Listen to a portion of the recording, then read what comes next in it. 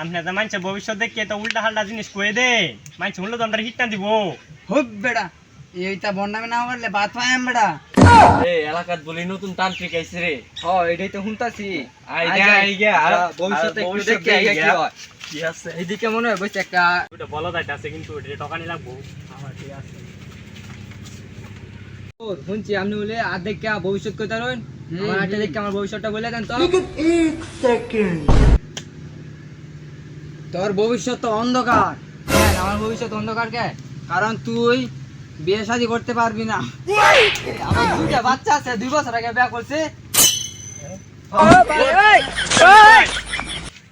আমনে সাথে দেখে তো আমার ভবিষ্যৎটা অন্ধকার হইতাছে যেটা বুঝতাছি। আমনে তো বন্ড ওইটা এলাকার মানুষ জানি আছে কি তোর কি কস এলাকা সাইডে দাম লাগবো।